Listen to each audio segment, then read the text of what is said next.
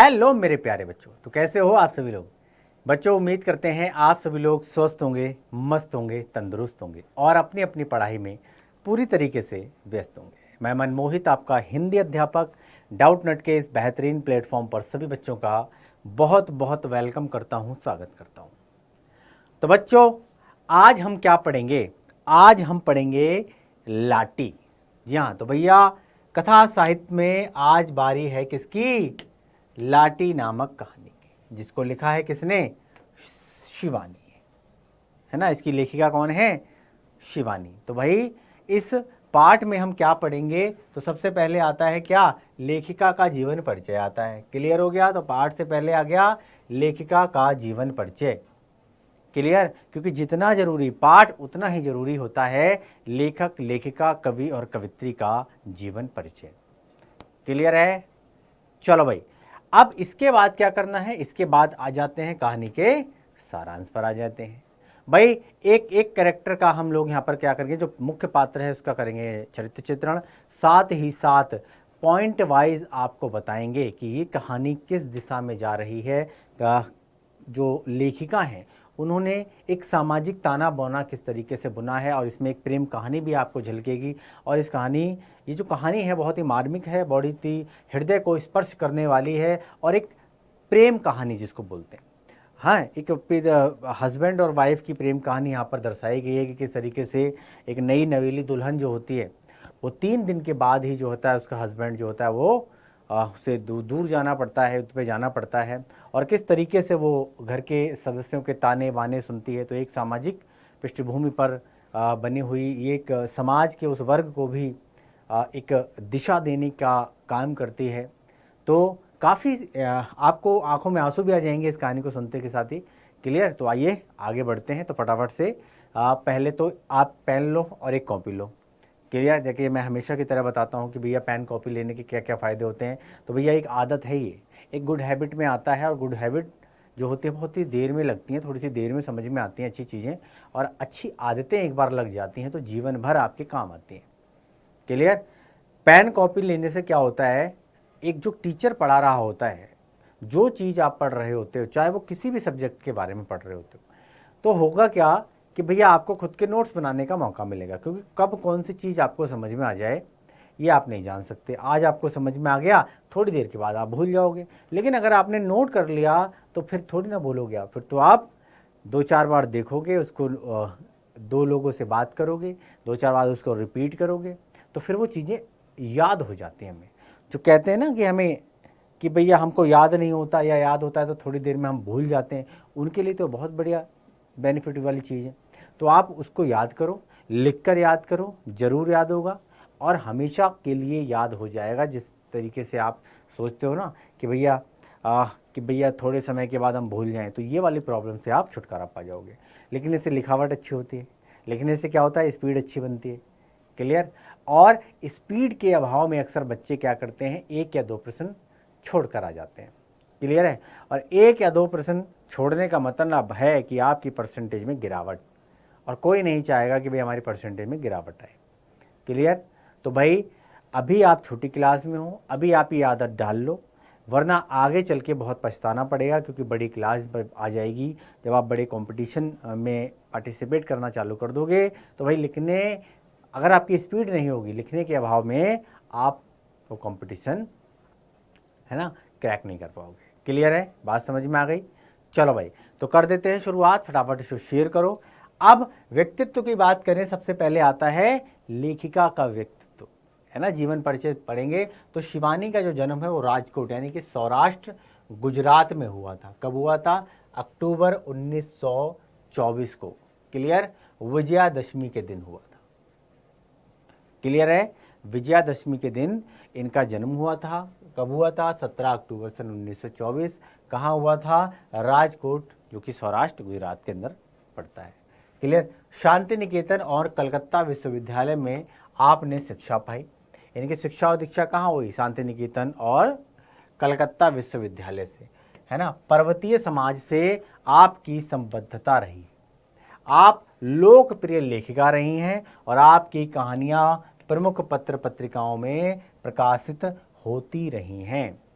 Clear है। अनेक पत्र पत्रिकाओं में शिवानी जी की जो कहानियाँ हैं वो प्रकाशित होती रही हैं, काफ़ी सराही भी जाती रही हैं। लोगों ने इनकी कहानियों की भूरी भूरी प्रशंसा की है, एक न एक मैसेज दिया है इनकी कहानियों ने, और उसको पढ़ने के बाद जो है एक अलग ही आनंद की अनुभूति होती है। और ऐसी ही एक कहानी है जो कि लाटी, जिसको पढ़ने के बाद यहाँ पर प्रेम संबंधों को दर्शाया गया है कि किस तरीके से एक प्रेम कहानी चलती है और उसका दुखद दी एंड होता है, यानी कि कहते हैं ना हैप्पी एंडिंग नहीं होती है। और इसको पढ़ने के बाद लोगों की आंखों में आंसू भी आ जाएंगे। क्लियर है। चलो, तो अनेक पत्र पत्रिकाओं में इनके पत्र पत्रिकाएँ जो हैं, कहानियाँ जो हैं पत्र पत्रिकाओं में प्रकाशित होती रही हैं। और शिवानी जी ने 79 वर्ष की उम्र में 21 है ना मार्च सन 2003 ईस्वी को इस दुनिया में है ना सांसारिक नाता तोड़ दिया। क्लियर है। 79 वर्ष की उम्र में, 79 वर्ष की उम्र में इनकी मृत्यु हुई थी। आगे बढ़ते हैं। कृतित्व की बात करें तो शिवानी ने कहानियाँ लिखी हैं, उपन्यास लिखे हैं और संस्मरण लिखे हैं। अगर बात करी जाए तो कहानियों के साथ साथ इन्होंने उपन्यास भी लिखे हैं, तो उपन्यासकार के रूप में भी इनकी है ना अच्छी खाती इनको ख्याति प्राप्त है, इनको जाना जाता है। और साथ ही साथ संस्मरण भी लिखे हैं। प्रकाशित कथा संग्रह हैं विश्वकन्या, कथा संग्रह इनकी क्या है, विश्वकन्या है ना। करिए क्षमा, लाल हवेली, अपराधिनी, पुष्पहार तथा 4 दिन 14 फेरे, 4 दिन 14 फेरे है ना। शमशान चंपा, कैजा, भैरवी, कृष्णकली, मायापुरी, सुरंगमा आदि उपन्यास प्रकाशित इनके अब तक हो चुके हैं। क्लियर है। एक से एक बेहतरीन रचना, एक से एक बेहतरीन उपन्यास। क्लियर है। आगे बढ़ते हैं। बात अगर कथा शिल्प और भाषा शैली की करें तो शिवानी की कहानियों में अधिकतम पर्वतीय समाज से संबंधित समस्याओं है ना, प्रथाओं और मनोभावों का चित्रण किया गया है। जिस तरीके के मन के भाव, जाहिर सी बात है एक मन के अंदर बहुत सारे भाव होते हैं। क्लियर है। वो प्रेम के भाव होते हैं, वो अमीरी के भाव होते हैं, वो गरीबी के भाव होते हैं। एक व्यक्ति जब कष्ट में होता है तो किस तरीके से अपना जीवन व्यतीत करता है, तो वो उनके जो भाव हैं है ना उनको अच्छे तरीके से जो है प्रकट करना। एक व्यक्ति जब किसी प्रेम में होता है तो उन भावों को किस बहुत ही सुंदर तरीके से जो है इनको मनोभाव का यहाँ पर चित्रण किया है इन्होंने अपनी कहानियों के अंदर। साथ ही साथ पर्वतीय समाज से संबंधित समस्याओं और प्रथाओं, यानी कि जो समाज के अंदर जो कुप्रथाएं कह सकते हो आप, किस तरीके से समाज के अंदर अलग अलग भांति भांति प्रकार के लोग रहते हैं, अलग अलग प्रथाएं होती हैं, अलग अलग मान्यताएं होती हैं, तो इन्होंने अपनी कहानियों में, उपन्यासों में इनको उकेरने का प्रयास किया है। क्लियर। आपने भावात्मक और सामाजिक आर्थिक समस्याओं से जूझती टकराती नारी को बड़े रोचक और मार्मिक रूप में चित्रित किया है। एक नारी की क्या व्यथा होती है, क्या कथा होती है, क्या कहानी होती है, एक समाज के अंदर नारी की क्या स्थिति होती है, तो बहुत ही सुंदर तरीके से आपने उसको अपनी कहानियों के माध्यम से, उपन्यास के माध्यम से चित्रित किया गया है कि नारी तेरी यही कहानी। क्लियर। अधिकतम कहानियों के कथानक आपके निजी अनुभवों पर आधारित हैं। और सबसे अच्छी बात क्या है इनकी कहानियों की कि इनके खुद के निजी अनुभव, यानी कि इन्होंने जो अनुभव किया वही अपनी कहानियों के माध्यम से और उपन्यासकारों के माध्यम से लोगों को परोसने का काम किया, यानी कि बताने का काम किया है ना। रियलिस्टिक जिसको बोलते हैं है ना, कोई बनावटी नहीं, और अपने अनुभवों को इन्होंने कहानियों के माध्यम से, उपन्यासकारों के माध्यम से है ना चित्रित किया है। अपने अनुभव अगर कहें तो साझा किए हैं इन्होंने, तो ये इसमें कोई अतिशयोक्ति नहीं होगी। आपकी कहानियों में कथा का ताना बाना या तो किसी घटना को केंद्र में रखकर बुना गया है। ये जो कहानियाँ आपने लिखी हैं, ये जो उपन्यास आपने लिखे हैं है ना, तो इनका ताना बाना या तो किसी घटना को केंद्र में रखकर बुना, यानी कि कोई ऐसी घटना घटित हुई उसको केंद्र में रखकर आपने सारी की पूरी कहानी यहाँ पर है ना बुन दी, या फिर किसी चरित्र को है ना, कोई एक करैक्टर ले लिया आपने और उस करैक्टर की किस तरीके से उनके मनोभाव हैं, किस तरीके का उनका ताना बाना है, वो सब करैक्टर के इर्द गिर्द घूमा। इस तरीके से आपने जो है लिखा है। घटना प्रधान जो कहानियों में कुतूहल और चमत्कार की विशेषता देखने को मिलती है। चरित्र प्रधान कहानियाँ प्राय किसी गंभीर सामाजिक अथवा मानसिक समस्या का मार्मिक चित्र यहाँ पर प्रस्तुत करती हैं। क्लियर। कहानियों के चरित्र प्राय उच्च वर्गीय हैं। नारी और पुरुष दोनों के ही जीवन शब्द चित्र उभारने में आप कुशल रही हैं। लाल हवेली, करिए छिमा, के चील गाड़ी, मधुयामिनी आदि आपकी श्रेष्ठ कहानियां हैं और बंगला कथा शैली का आप पर व्यापक प्रभाव पड़ा है। बंगाल की जो कथा शैली है उसका आपके जीवन पर बहुत गहरा प्रभाव पड़ा है और आपकी कहानियों में इसकी झलक साफ तौर पर देखने को भी मिलती है। तो कहानियों की भाषा तत्सम प्रधान है, जिसमें कथा वस्तु के अनुरूप आंचलिक शब्दावली, मुहावरों, लोकोक्तियों और काव्य पंक्तियों का सुरुचिपूर्ण यहाँ पर प्रयोग मिलता है। शब्द रचना कोमल है तथा मोहक है।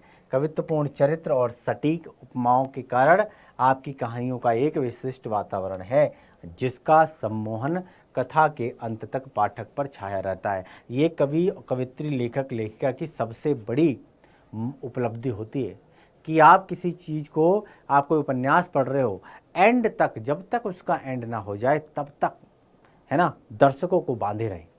कहानी जब तक शुरू हो रही है और जब तक अंत ना हो जाए कहानी का, तब तक वो पाठक जो है वो क्या है, उसके अंदर उत्सुकता पैदा करे, यानी कि अंत तक जो है उसको बांधे रहे, यानी कि नीरस ना रहे। क्लियर? तो अंत तक पाठक पर जो है उसका जो है सम्मोहन वो छाया रहे, और यह लालित्य तथा कवित्वपूर्ण सम्मोहन ही शिवानी जी की निजी विशेषता थी। क्लियर? और ये इनकी सबसे बड़ी स्पेशलिटी बोल सकते हो आप, विशेषता बोल सकते हो कि इनकी कहानियाँ दर्शकों को, पाठकों को अंत तक बांधे रहती थी। क्लियर है? बात समझ में आ गई? जो उन्हें अन्य कथाकारों से बिल्कुल अलग करती हैं। क्लियर? आपकी कहानियों की एक विशेषता उनकी व्यंग्यशीलता भी है। बड़े ही सधे और शालीन ढंग से आपने सामाजिक रूढ़ियों, विडंबनाओं और वाह्याडंबरों का आपने जो है अपनी इन कहानियों में जिक्र किया है। क्लियर है? बात समझ में आ गई? वाह्याडंबर क्या बोलते हैं? जो बाहरी आडंबर जो होते हैं उस पर आपने कुठाराघात किया। चलो भाई आगे बढ़े। चलो अब आगे बढ़ते हैं। अब करते हैं कहानी के सारांश पर नज़र डालते हैं। कहानी का सारांश क्या कहता है? तो भाई कहानी के सारांश में हमने पॉइंट वाइज आपको बताने की कोशिश करी है, ताकि कहानी आपके जहन में चली जाए, यानी कि कहानी आपके अंतर्मन में चली जाए, कहानी को आप सही तरीके से समझ पाओ। क्लियर है? तो सबसे पहले कथा नायक कप्तान जोशी की पत्नी को क्षय रोग हो जाना। यहाँ पर जो है, जो मेन कैरेक्टर जिसको बोल सकते हो वो क्या है? कथा नायक जो है यहाँ पर कप्तान जोशी है। क्लियर है? कप्तान जोशी ये कथा नायक है। क्लियर? इसकी जो पत्नी है उसको हो जाता है क्या? क्षय रोग। क्षय रोग का मतलब यानी कि टीवी, ये टीवी टेलीविजन वाला नहीं है ना, तपेदिक, यानी कि जो क्षय रोग हो जाता है, टीवी जो हो जाती है, जिसका कुछ समय पहले तक लाइलाज बीमारी के तौर पे था, अब तो इसका इलाज है, लोग ठीक हो जाते हैं। क्लियर है? तो एक गंभीर बीमारी थी क्षय रोग। कप्तान जोशी की पत्नी जो है वो क्षय रोग से पीड़ित हो जाती है। कथा नायक कप्तान जोशी अपनी पत्नी बानो, इनकी पत्नी का नाम क्या है? बानो, है ना, अपनी पत्नी बानो से अत्यधिक प्रेम करता है। जाहिर सी बात है, पति और पत्नी में बहुत प्रेम होता है, जाहिर सी बात है। क्लियर? तो पति पत्नी में बड़ा प्रेम होता है और विवाह के तीसरे दिन के बाद ही कप्तान को युद्ध हेतु बसरा जाना पड़ा। क्लियर है? वे विडंबना देखो, है ना, उस व्यक्ति पर क्या बीती होगी जिसकी अभी अभी शादी हुई हो, और अभी अभी शादी हुई और अगले 3 दिन के बाद ही उसको युद्ध में जाना पड़े, है ना। उस महिला यानी कि उस स्त्री, उस नववधु की मनोस्थिति के बारे में आप कल्पना कीजिए। आप अंदाज़ा नहीं लगा सकते कि नई नई शादी होने के बाद उसका पति युद्ध में तीसरे दिन ही चला जाए तो उस पर क्या बीती होगी, है ना। चलो, एंड ऑफ द डे दोनों ही पति पत्नी बड़े समझदार हैं, आपस में बड़ा प्रेम है इनको। बानो की जो उम्र थी उस वक्त 16 साल की थी, 16 साल की उम्र होती है। और आप आज के सिनेरियो में कह सकते हो ये जो है, क्योंकि अभी कानून है भाई 18 साल से कम शादी नहीं कर सकते, लेकिन 16 साल की उम्र में उसका विवाह हो गया था। अपने पति की अनुपस्थिति में बानो ने 7 नंदों के ताने सुने, यानी कि उसके घर में, यानी उसके पति की 7 बहनें थी, पति की 7 बहनें, यानी कि उसकी 7 ननद हुई, रिश्ते में ननद हुई। तो 7 नंदों के ताने सुनना एक स्त्री के लिए कितना कठिन होता है। क्लियर है, बात समझ में आ गई। तो 7 नंदों के ताने सुने अपने पति की गैर मौजूदगी में, भतीजों के कपड़े धोए, ससुर के होज बुने। क्लियर, पहाड़ की नुकीली छतों पर 5-5 सेर उड़द दाल पीस कर, है ना, बड़ियाँ बनाई। बड़ी समझते हो, बड़ी जो होती है दाल की, जो बड़ी होती हैं वो खाने में बड़ी टेस्टी होती हैं। क्लियर, खूब मेहनत करती थी, मेहनत खूब करती थी बेचारी। क्लियर, तो 7 खूब ताने भी सुनने मिलते थे, इतना काम करने के बाद भी लोग लानत ताने मार रहे हैं। क्लियर, भतीजों के कपड़े धोए जा रहे हैं, ससुर की खिदमत हो जा रही है, पहाड़ की नुकीली छतों पर, पहाड़ी की नुकीली छतों पे 5-5 सेर उड़द दाल पीसकर उन्होंने बढ़िया बनाई। और भैया उसे मानसिक प्रताड़ना दी गई कि उसका पति जापानियों के द्वारा कैद कर लिया गया और वह कभी नहीं आएगा। घर के लोग उसे ताने मार मार के परेशान कर दिया करते थे। अब सोच के देखो, एक व्यक्ति को रोज वही शब्द सुनने को मिलें तो उसकी मनोस्थिति किस तरीके की हो सकती है, आप अंदाजा लगाइए, है ना। लोग डिप्रेशन में चले जाते हैं। क्लियर है, बात समझ में आ गई। एक तो पति, कहते नहीं है कि इंसान, एक स्त्री सबसे लड़ सकती है, पूरी समाज से लड़ सकती है, घर परिवार से लड़ सकती है, दिन दुनिया से लड़ सकती है, अगर उसका पति उसके साथ हो। और उसका पति भी उसके साथ नहीं है, घर का कोई सदस्य उसका साथ नहीं दे रहा है, ऊपर से ताने दे रहा है, काम भी बहुत करती है बेचारी, मेहनती भी है, लेकिन इसके बाद भी कोई उसको क्रेडिट नहीं मिलता है। क्लियर है, तो ये क्या होता है, मानसिक प्रताड़ना दी जाती है। और जाहिर सी बात है, एक स्त्री के लिए बहुत ही कठिन क्षण होता है जब उसका पति उसके पास नहीं होता है। क्लियर है, तो भैया वो क्या है, डिप्रेशन में चली जाती है और इन सब कारणों से निरंतर घिरती घुलती रहती है, अंदर ही अंदर जो है वो डरी सहमी सी रहती है ना, घुट घुट के जीवन व्यतीत करती है। और होता क्या है भाई, बानो क्षय रोग से पीड़ित होकर चारपाई पकड़ लेती है। अंत में वही हुआ जो होना था, चारपाई पकड़ लेती है, बीमार पड़ जाती है और रिपोर्ट्स आती हैं तो पता चलता है कि भैया इसको टीबी हो गई। एक ऐसी बीमारी है ना, जो है ना, इसको कहते हैं कि भैया अब आएगी तो भैया काल के गर्त में ही समा, यानी कि मृत्यु के समीप लेकर जाएगी। और जब टीबी हो जाती है तो लोग क्या है, उस व्यक्ति से दूर रहना पसंद करते हैं। एक तरीके से कह सकते हो आप छुआछूत की बीमारी, है ना। तो आप टीबी वाला मरीज अपने घर में नहीं रख सकते, तो भैया उसको टीबी हो जाता है और चारपाई पकड़ लेती है बेचारी परेशान होकर। हालात कुछ ऐसे बन जाते हैं, मानसिक प्रताड़ना झेल झेल के वो परेशान हो जाती है और वो बीमार पड़ जाती है। अब कप्तान का पत्नी के प्रति अगाध प्रेम यहाँ पर झलकता है। कप्तान अपनी पत्नी से बहुत प्यार किया करता था। मियाँ बीवी में बहुत, जाहिर सी बात है, मियाँ बीवी में प्रेम होना अति आवश्यक है। जीवन के 2 पहिए होते हैं मियाँ बीवी, है ना। अगर सही तरीके से चलें तो पूरी ज़िंदगी जो है बड़े ही सुकून में कट जाती है ना। चलो भाई, कप्तान अपनी पत्नी बानो से अत्यधिक प्रेम करता है और जब वह 2 वर्ष के बाद लौटकर घर आता है तो उसे पता चलता है कि घर वालों ने बानो को क्षय रोग होने पर सैनेटोरियम हॉस्पिटल, इसको याद रखो, कहाँ भेज दिया था, सैनेटोरियम अस्पताल में भेज दिया था। क्यों भेज दिया था, क्योंकि भैया उसको टीबी हो गई थी, तो भर्ती करा दिया था उसको। जब 2 साल के बाद आता है ना, अपनी पत्नी के, है ना, 2 साल की जो दूरी होती है, 2 साल की जो देरी है, उसको अपने पत्नी को अपने गले लगाकर उसको प्रेम करना चाहता है। और जब उसको पता चलता है कि भैया बानो जो है वो घर नहीं है, उसको बीमार है, उसको टीबी हो गई है और उसको कहाँ, हॉस्पिटल में भर्ती कर दिया गया है, सैनेटोरियम हॉस्पिटल में। और वह दूसरे दिन ही वहाँ पहुँच गया, अगले दिन ही वो वहाँ पहुँच जाता है। क्लियर है। उसे देखकर बानो के बहते आंसुओं की धारा ने 2 साल के सारे उलाहने सुना दिए। जब उसने देखा अपने पति को तो उसके आंसू निकल पड़े और 2 साल में उसने जो जो तकलीफ सही है, जो जो दर्द सहे, जो जो दुख सहे, मानो वो कह रही हो कि तुम्हारी गैर मौजूदगी ने मुझ पर कितनी विपत्ति आई, कितना मानसिक प्रताड़ना मुझे झेलनी पड़ी है, मानो उलाहना दे रही हो, है ना, कि आने में बड़ी देर कर दी तुमने।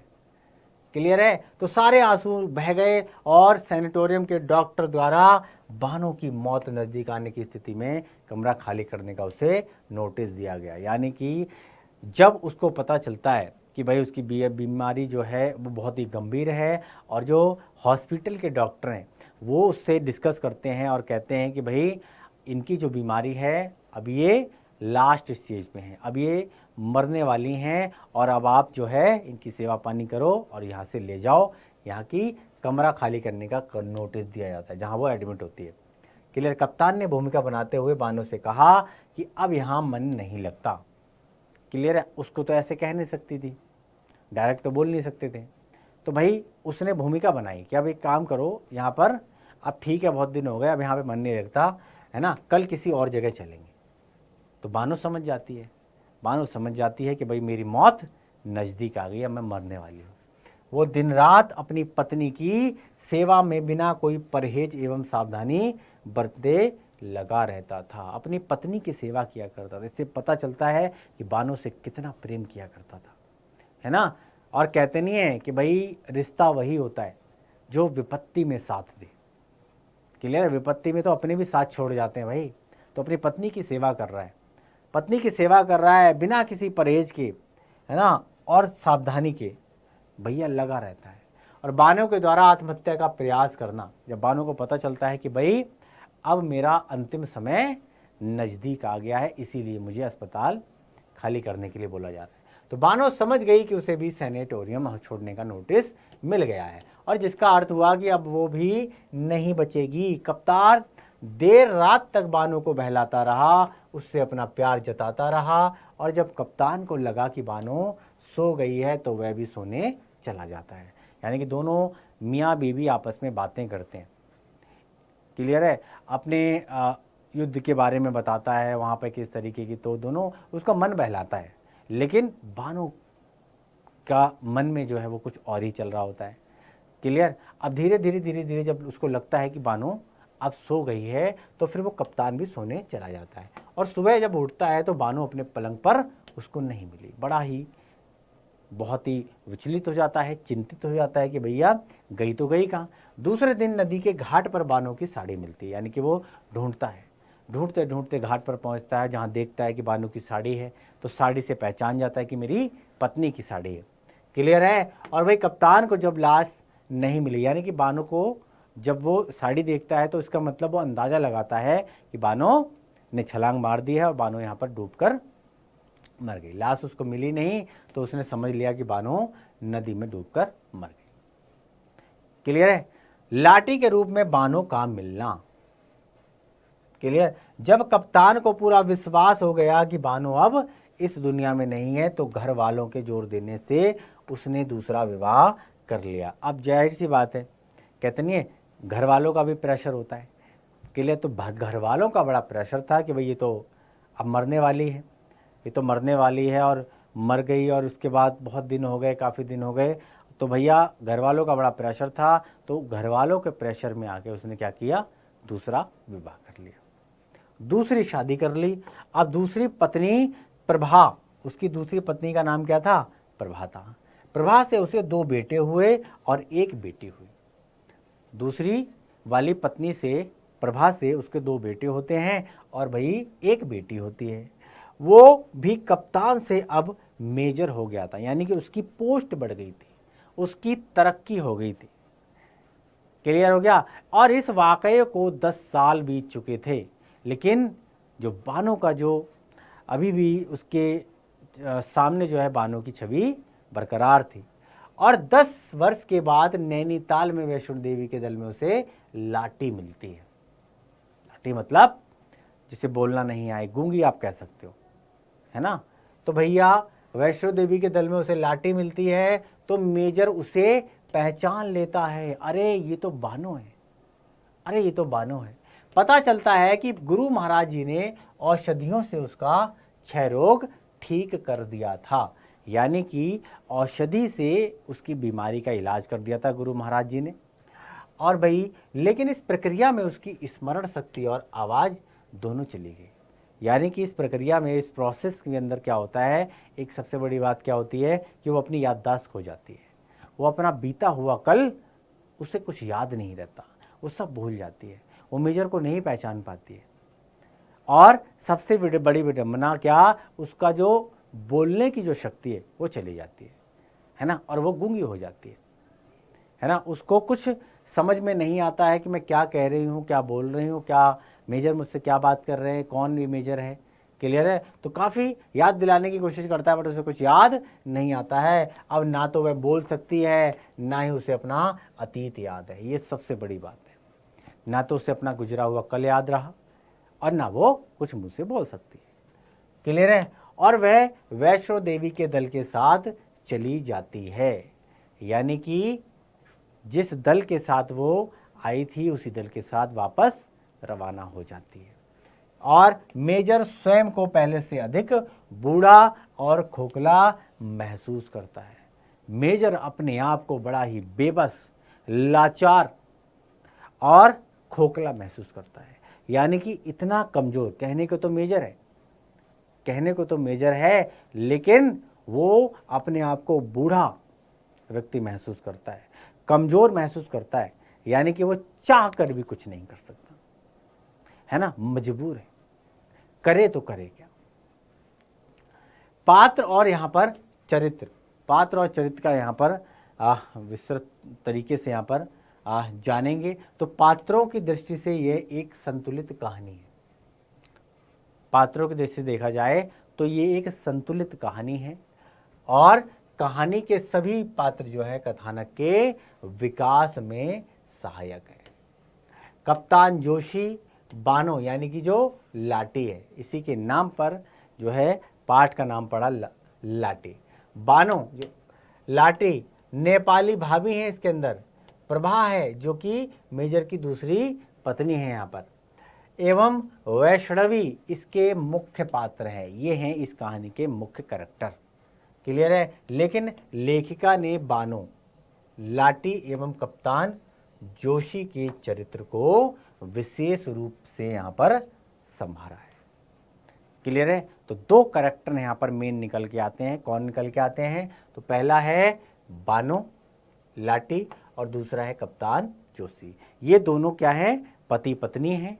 ये दोनों पति पत्नी हैं। यहाँ पर प्रेम कहानी को दर्शाया गया है, एक पति और पत्नी के बीच की। लेकिन ये दुर्भाग्य कहें कि या विडंबना कहें, जो भी कह सकते हो आप, कि भाई शादी होती है इनकी और शादी के तीसरे ही दिन में जो है जोशी को कहाँ जाना पड़ता है? युद्ध पे जाना पड़ता है। तो जो नई वधू होती है, जब नई नई शादी होती है ना, तो हम कल्पनाओं के सागर में होते हैं, है ना। नई नई कल्पनाएं होती हैं, नए नए हमारे सपने होते हैं, है ना। तो एक स्त्री नए नए सपनों को संजोती है ना, और बड़े ही सुंदर तरीके से अपने जीवन की भविष्य को देखते हुए वो उन रचनाओं को गढ़ती है। और जब पता चलता है कि तीसरे दिन ही उसका पति युद्ध पे जा रहा है, तो सारे के सारे उसने सपने जो हैं वो सब धूमिल हो जाते हैं, है ना। घर का काम कर रही है, सब कुछ कर रहा है, लेकिन फिर भी उसको ताने मिल रहे हैं। उसको बोला गया है कि भाई तेरा पति जो है जापानियों की तरह पकड़ लिया गया है, अब कभी ज़िंदगी में नहीं वापस आएगा, है ना। तो इस तरीके से वो मानसिक प्रताड़ित हो जाती है और वो क्या हो जाती है? एक गंभीर रोग का शिकार हो जाती है, खाट पकड़ लेती है। बाद में उसे भर्ती करना पड़ता है। कप्तान जोशी 2 साल के बाद आता है, उसे पता चलता है उसकी पत्नी जो है अब घर में नहीं, अस्पताल में है। क्यों है? क्योंकि ये गंभीर बीमारी उसे हो गई थी और उसको अस्पताल में भर्ती करना पड़ा था। तो जाता है बेचारी, उसका जो है उसकी सेवा पानी करता है ना। चलो भाई, इन दोनों को विशेष रूप से यहाँ संवारा है। इस कहानी में कप्तान जोशी का चरित्र अत्यधिक अंतर्धन से भरा हुआ है। नेपाली भाभी के चरित्र के माध्यम से कथानक को गतिशील बनाया गया है और कहानी में सभी पात्रों की सृष्टि उद्देश्य की गई है। और इस प्रकार कहा जा सकता है कि पात्र एवं चरित्र चित्रण की दृष्टि से लाटी एक सफल कहानी है जो दर्शकों को अंत तक बांधे रखती है, अंत तक बांधे रखती है। और यही कहानी की विशेषता होती है और यही एक कहानीकार का जो है, अगर बात करी जाए तो अंत तक बांधे रखना एक कहानीकार की सबसे बड़ी उपलब्धियों में से एक होता है। क्लियर? कथोपकथन या फिर संवाद। तो इस कहानी में संवादों की भरमार नहीं, कहानी के अंदर बात करी जाए तो भाई संवादों की भरमार तो नहीं है, लेकिन जो भी है वे सभी अत्यंत प्रभावपूर्ण भावात्मक पात्रों के चरित्र पर प्रकाश डालने वाले और रोचक है। यानी कि कैरेक्टर के बारे में यहाँ पर जो जो चीज़ें बताई गई हैं वो बहुत ही इफ़ेक्टिव हैं, बहुत ही भावनात्मक हैं, और कहानी के जो कैरेक्टर है उसका चरित्र पर प्रभाव और प्रकाश डालने एवं रोचक करने में, रोचकता प्रदान करने में सहायक है। क्लियर है? और आगे लेके चलते हैं। कहानी के जो संवाद हैं संक्षिप्त हैं, सरल हैं, बड़े ही सरल हैं, सारगर्भित हैं, स्वाभाविक हैं, नेचुरल है, स्पष्ट है, सार्थक है और गतिशील हैं, पात्रों के चरित्र के अनुसार सटीक है। यानी कि कैरेक्टर पर ये सब चीज़ें एकदम सटीक बैठती हैं। क्लियर है? कहानी जैसे जैसे आगे बढ़ती है वैसे वैसे पाठकों में क्या होती है, आप क्यूरियोसिटी बोल सकते हो, है ना, कि उत्सुकता पैदा होती है कि भाई अब का आगे, अब नेक्स्ट, व्हाट नेक्स्ट, अब क्या होगा, अब क्या होगा। क्लियर है? तो एक स्त्री की यहाँ पर एक दशा को दर्शाया गया है कि स्त्री जीवन भर कितना संघर्ष करती है, कितना संघर्ष करती है ना। कहते नहीं कि शादी से पहले स्त्री का जीवन कुछ और होता है, लेकिन शादी के बाद स्त्री का जीवन कुछ और हो जाता है। कहते नहीं कि अगर सही ससुराल मिले, सही लोग मिलें, है ना, और इससे भी ज़्यादा ज़रूरी है कि सही पति मिले जिससे उसका विवाह हुआ है, तो जीवन जो होता है बहुत अच्छे तरीके से कट जाता है। लेकिन वहीं पर अगर पति ठीक ना हो, सास ससुर ठीक ना हो, है ना, ननद, एक, क्योंकि हमारी पृष्ठभूमि में क्या होता है, हम लोग समाज में रहते हैं तो जाहिर सी बात है ना, कि शादी एक हस्बैंड वाइफ के बीच में नहीं होती है, शादी दो परिवारों के बीच में होती है। तो अगर परिवार अगर अच्छा हो तो वही ज़िंदगी जो होता है, गुजर बसर जो है बहुत अच्छे तरीके से कट जाती है।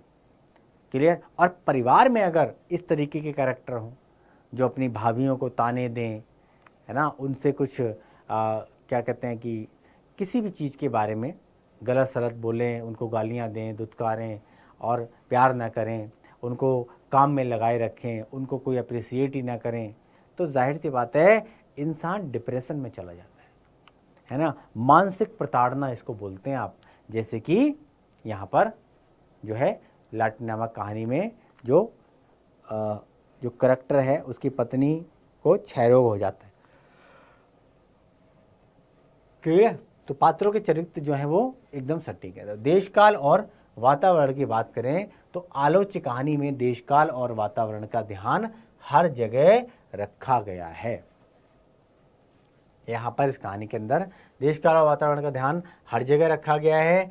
कहानी की पृष्ठभूमि पहाड़ी क्षेत्र की है, पहाड़ी क्षेत्र की पृष्ठभूमि है और पहाड़ों से इनका गहरा नाता है ना, लेखिका का। और आता है पहाड़ी शब्द जैसे कि युद्धजू, तिथड़ आदि का प्रयोग पहाड़ी वातावरण बनाने के लिए यहाँ पर किया गया है। तो यहाँ पर जो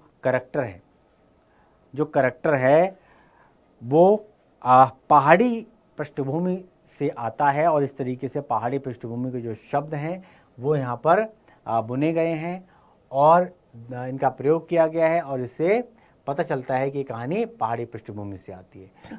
सैनेटोरियम के वातावरण में भी लेखिका ने पहाड़ी चित्रों को जो है साकार कर दिया है।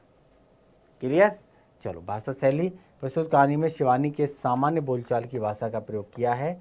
पहाड़ी वातावरण सृजित करने के लिए यथास्थान पहाड़ी शब्दों का प्रयोग किया गया है ना। अंग्रेजी, हिंदी, उर्दू, अरबी, फारसी, तत्सम, तद्भव, देशज, आंचलिक सभी प्रकार के शब्दों का यहाँ पर प्रयोग किया गया है। भाई देखो, इसके अंदर अंग्रेजी भाषा का शब्द का प्रयोग किया गया है, इसके अंदर हिंदी के शब्द मिलेंगे, इसके अंदर आपको उर्दू के शब्द मिलेंगे, अरबी फारसी के शब्द मिलेंगे, तत्सम शब्द मिलेंगे। तत्सम मतलब जो है संस्कृत निश्चित शब्द, यानी कि आपको पता होगा कि जो शब्द संस्कृत में इस्तेमाल होते हैं और वो ज्यों के ज्यों हिंदी में वैसे के वैसे ही इस्तेमाल किए जा रहे हैं, तो वो क्या है, वो शब्द क्या कहलाते हैं, वो तत्सम शब्द कहलाते हैं। संस्कृत निश्चित शब्द यानी कि बिना किसी परिवर्तित स्वरूप के जैसे ही संस्कृत में इस्तेमाल होते हैं वैसे ही हिंदी में इस्तेमाल हो रहे हैं, वही होते हैं तत्सम। और तद्भव क्या होते हैं? तद्भव वो होते हैं संस्कृत शब्द जो होते हैं, यानी कि जो तत्सम शब्द होते हैं उनका परिवर्तित स्वरूप, यानी कि जिसे हम दैनिक जीवन में जो हम अपने सहूलियत के हिसाब से हमने इस्तेमाल करने के लिए लाते हैं तो वो तद्भव कहलाते हैं। इसी तरीके से देशज शब्द होते हैं, है ना, देसी शब्द हो गए जो हमारी आमतौर पे बोलचाल में हम भाषा में इस्तेमाल करते हैं, जो हम अपनी क्षेत्रीय भाषाओं में इस्तेमाल करते हैं, जो शब्द ज़्यादा से ज़्यादा प्रचलन में होते हैं, क्लियर, वो देसी शब्द हो जाते हैं। आंचलिक सभी प्रकार के शब्दों का यहाँ प्रयोग किया गया है। और आधुनिक शब्द समाज की इंग्लिश भाषा का एक उदाहरण देखिए, चलो डार्लिंग बोल देते हैं ना हम लोग इंग्लिश में, चलो डार्लिंग। तो चलो डार्लिंग पहाड़ का इंटीरियर घूमा जाए, है ना, भू वाली चलें, इसी दुकान में आज एकदम पहाड़ी स्टाइल से कलई के गिलास में चाय पियेंगे, हनी।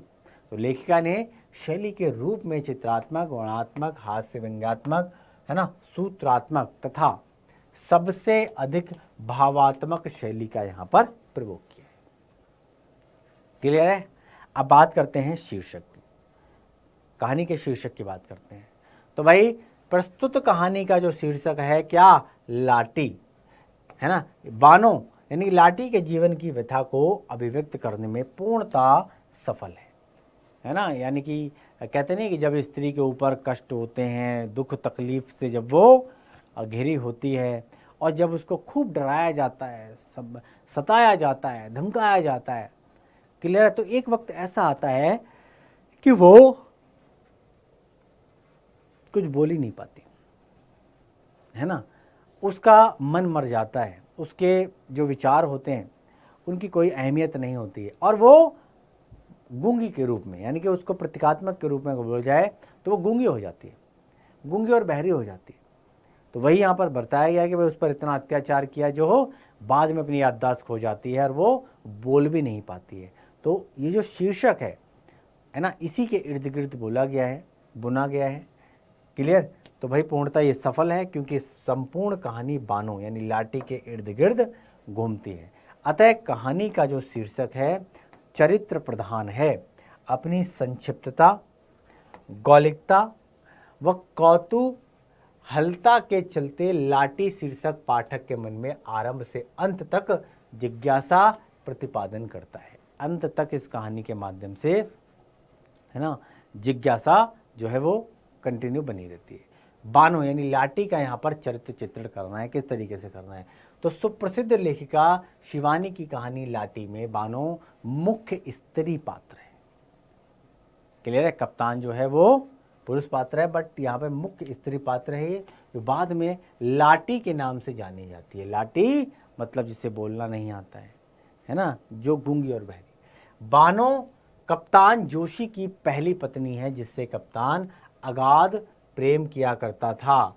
और बानो के चरित्र की विशेषताएं क्या हैं? तो बानो का जो कैरेक्टर है उसकी स्पेशलिटी क्या है? तो पहला क्या है? मोहक एवं भोला व्यक्तित्व, बड़ी भोली है, बड़ी भोली है। नंदे ताना दे रही हैं फिर भी बेचारी कुछ नहीं कह रही है, घर का काम कर रही है, कपड़े धो रही है, सेवा पानी कर रही है, झाड़ू पोछा लगा रही है, फिर भी वो बेचारी कुछ नहीं कह रही है। तो एक तरीके से बोला जाए बड़ा ही मोहक और भोला व्यक्तित्व है। तो 16 वर्षीय किशोरी है बानो, इसका व्यक्तित्व तो अत्यंत ही मोहक और भोला है, क्लियर। तो बानो का यहाँ पर कैरेक्टर की विशेषता बताई जा रही है जिससे कप्तान जोशी उसकी ओर आकर्षित हो जाते हैं, क्लियर है, और अंततः दोनों विवाह के बंधन में बंध जाते हैं।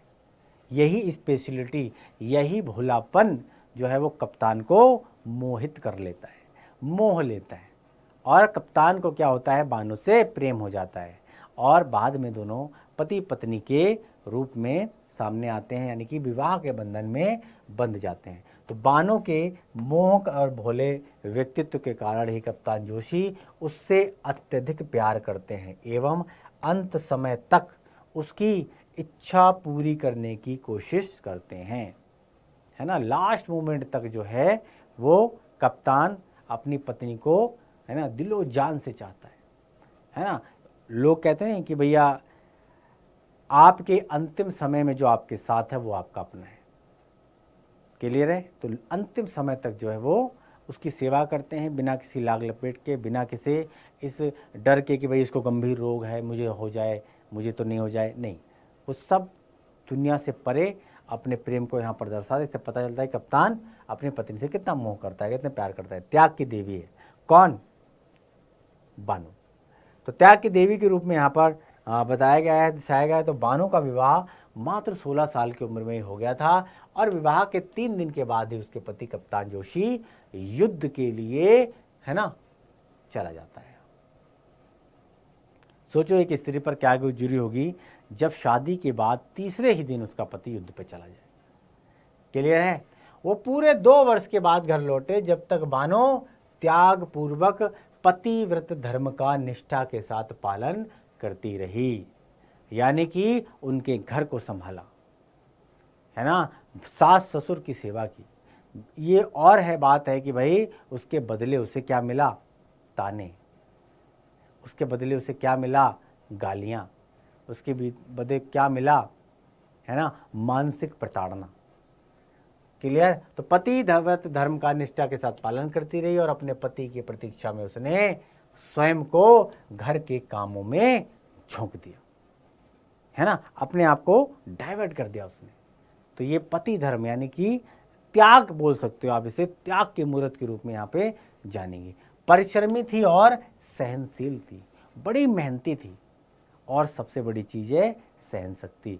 और कहते हैं कि स्त्रियों का सबसे बड़ा गहना होता है सहनशीलता, है ना। पुरुष की अपेक्षा जो स्त्री होती है वो ज़्यादा सहनशील होती है, पेशेंस उनके अंदर ज़्यादा होता है। जो पुरुष होता है वो क्या होता है, वो भैया तुरंत रिएक्ट कर देता है ना, गुस्से में आ जाता है, अपनी प्रतिक्रिया तुरंत व्यक्त कर देता है। लेकिन स्त्री बड़ी गंभीर होती है ना, बड़ी सहनशील होती है, वो बातों को सही तरीके से टैकल करना जानती है। चलो भाई, तो बानो बड़ी ही परिश्रमी और सहनशील युवती है जो अपने पति की अनुपस्थिति में अनेक कामों को अंजाम देकर तथा कष्ट सहकर सिद्ध करती है ना, कि वह कितनी परिश्रमी, कितनी सहनशील है। सब कुछ ताने सुन रही है लेकिन फिर भी, है ना, अपने कर्तव्य पथ से पीछे नहीं हट रही है। वो घर के अनेक काम करने के अलावा घर के लोगों के व्यंग बाण भी सहती थी, ताने सुनती थी लेकिन मुख से कुछ नहीं कहती थी, यानी कि किसी से अपशब्द नहीं बोलती थी, गलत नहीं बोलती थी और इसी कारण वो मन ही मन घुटती रहती थी। क्लियर है। घुटन महसूस होती थी। क्षय रोग का शिकार, यानी कि क्या हो गया था उसे? टीबी हो गया था। तो मन ही मन घुटने रहने तथा पति के आने में देरी होने से उत्पन्न मानसिक तनाव के कारण वो क्षय रोग से पीड़ित हो जाती है और क्षय रोग होने पर उसके ससुराल वाले उसे घर से निकाल देते हैं और सैनिटोरियम भेज देते हैं, यानी कि हॉस्पिटल में भर्ती कर देते हैं। क्लियर है। अत्यंत भावुक प्रवृत्ति, बानो अत्यंत भावुक प्रवृत्ति की युवती है। पति के युद्ध में जाते समय वह उसके पैरों से पड़ जाती है, उसकी पलकें भीग जाती हैं और बड़ा ही मार्मिक दृश्य होता है जब बानो जो होती है अपने पति से अलग होती है। पति उसका युद्ध पे जा रहा होता है, पैरों से लिपट कर रोती है, गिड़गिड़ाती है, उसकी पलकें भीग जाती हैं, उसका गला भर आता है। और इसी तरह 2 वर्ष के बाद पति के वापस आने पे वह सैनिटोरियम में बढ़ती है। पति को देखकर उसकी तरल आंखें खुली रह गईं, फिर आंसू टपकने लगे। बानो के बहते आंसुओं की धारा में 2 साल के सारे उल्हाने सुनाती है। 2 साल के सारे गिले शिकवे जो हैं उसने पति को बयां कर दी कि तुम्हारी गैर मौजूदगी में मुझ पर क्या क्या जुल्म हुए। बिना कहे उसके आंसू ने सब कुछ कह दिया। पतिव्रता, जी हाँ, अपने कष्टमय जीवन एवं क्षय रोग से तंग आकर तथा उसके कारण होने वाली परेशानियों से पति को मुक्त करने के लिए वो अपने जीवन को समाप्त करने का निर्णय लेती है और नदी में कूद जाती है, यानी कि सुसाइड कर लेती है। अपनी परेशानियों से अधिक उसे अपने पति की परेशानियों को चिंता है और वह ऐसा करके अपने पति को दुख से मुक्त प्रदान करना चाहती है। और इस प्रकार बानो लाटी का चरित्र अत्यंत भावपूर्ण और संवेदनशील है जो पाठकों के हृदय को झकझोर देता है। क्लियर है। कहानी का उद्देश्य क्या है? तो भाई लाटी कहानी का तो मूल उद्देश्य है समाज में पति के बिना अकेले रहने वाली पत्नी के जीवन की त्रासदी को दिखाना है। क्लियर है। एक पति अगर साथ है तो स्त्री पूरी दुनिया से लड़ लेती है और बिना पति के स्त्री का क्या हाल होता है वो आप इस कहानी के माध्यम से देख सकते हो, जिसमें लेखिका ने सफलता मिली है लेखिका को, और लेखिका ने संदेश भी दिया है कि महिला ही महिला का शोषण करती है। एक महिला ही महिला की सबसे बड़ी दुश्मन होती है। क्लियर है। और अतः उन्हें अपने दृष्टिकोण में परिवर्तन लाना चाहिए, उन्हें एक दूसरे के साथ सहयोग करना चाहिए तथा उन्नति के मार्ग को प्रशस्त करना चाहिए। क्लियर। लेखिका का यह भी उद्देश्य है कि क्षय रोग कोई असाध्य रोग नहीं है। यदि परिजनों का सहयोग और सहानुभूति मिले तो रोगी की मृत्यु से भी बचाया जा सकता है। यानी कि जिस तरीके से घर से निकाल के उसको हॉस्पिटल भेज दिया है ना, अगर घर के सदस्य चाहते तो उसकी देखभाल कर सकते थे, दवाई वगैरह दिला के उसको ठीक करने की कोशिश की जा सकती थी। और यही कारण है कि नेपाली भाभी एक दिन अचानक मृत्यु को प्राप्त हो जाती हैं और बानो जो हड्डियों का ढांचा मात्र रह गई थी, क्षय रोग उसका कुछ भी नहीं बिगाड़ सकता। क्लियर हो गया। चलो भाई, तो इस तरीके से कहानी भाई यहीं पर समाप्त हो जाती है। चलो तो भाई मिलते हैं भाई अगले करैक्टर के साथ, अगले अध्याय के साथ। तब तक भाई हमें दो इजाज़त और आप बने रहो डाउटनेट के साथ। नमस्कार, जय हिंद।